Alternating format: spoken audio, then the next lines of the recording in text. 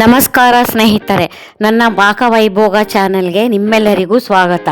ಇವತ್ತಿನ ರೆಸಿಪಿ ಮಾವಿನ ಹಣ್ಣಿನ ಕೇಸರಿ ಬಾತು. ಬನ್ನಿ ಮಾಡೋಣ. ಮಾಡೋಕ್ಕೆ ಬೇಕಾದ ಪದಾರ್ಥಗಳು: ರವೆ 1 ಕಪ್ಪು, ತುಪ್ಪ, ಸಕ್ಕರೆ 1 ಕಪ್ಪು, ಕೇಸರಿ ಬಾದಾಮ್ ಪೌಡರು, ದ್ರಾಕ್ಷಿ, ಗೋಡಂಬಿ, ಬಾದಾಮಿ ಕಟ್ ಮಾಡ್ಕೊಂಡಿರೋದು, ಏಲಕ್ಕಿ, 1 ಬೌಲು ಮಾವಿನ ಹಣ್ಣಿನ ಕ್ಯೂರಿ. ಬನ್ನಿ ಮಾಡೋಣ. 1 ಪ್ಯಾನ್ ಇಟ್ಟು ರವೆ ಹಾಕಿ 1 ಸ್ಪೂನ್ ತುಪ್ಪ ಹಾಕಿ ಹುರ್ಕೋಬೇಕು.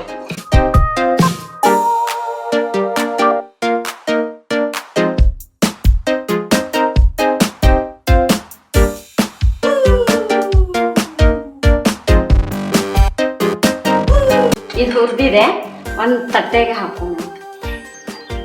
ಪ್ಯಾನ್ ಕಾದ್ಮೇಲೆ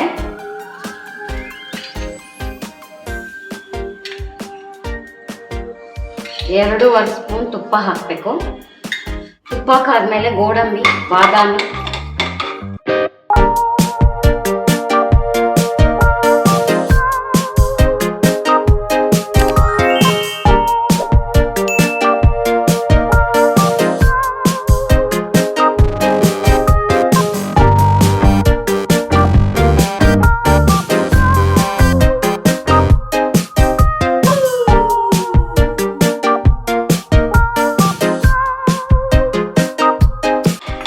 ಗೋಡಂಬಿ, ಬಾದಾಮಿ ಆಗಿದೆ. ಅದಕ್ಕೆ 1 ಲೋಟ ನೀರು ಹಾಕಬೇಕು.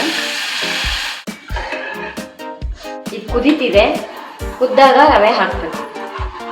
ಗಂಟಾಗಬಾರ್ದು. ಇದು ಸಿಮ್ಮಲ್ಲಿ ಬೇಯಿಸ್ಬೇಕು.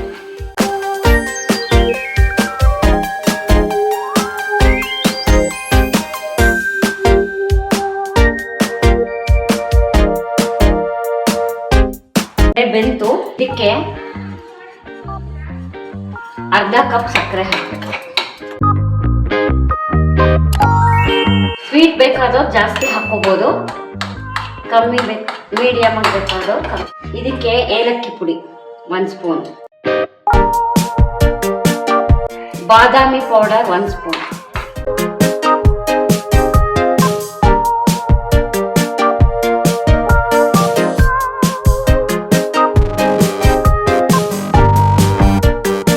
ನಿಮಿಷ ಇದು ಸಕ್ಕರೆ ಜೊತೆ ಹೊಂದ್ಕೊಳ್ಳಿ. ಆಮೇಲೆ ಮಾವಿನ ಹಣ್ಣು ಕ್ಯೂರಿ ಹಾಕಿ. ಮಾವಿನ ಹಣ್ಣು ಕೇಸರಿ ಬಾತ್ ಆಗಿರೋದ್ರಿಂದ ಮಾವಿನ ಹಣ್ಣು ಜಾಸ್ತಿ ಹಾಕಿ 1 ಕಪ್ ಫುಲ್ ಹಾಕಿ.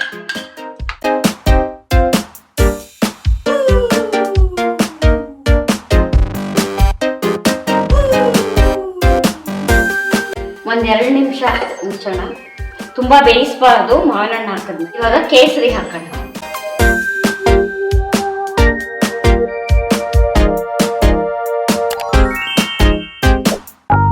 ಕೇಸರಿ ಬಾತ್ ರೆಡಿ ಇದೆ.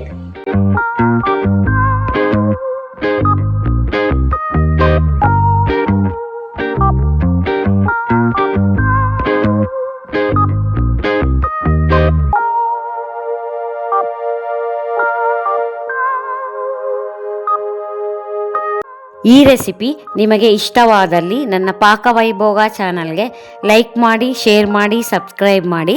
ವಂದನೆಗಳು.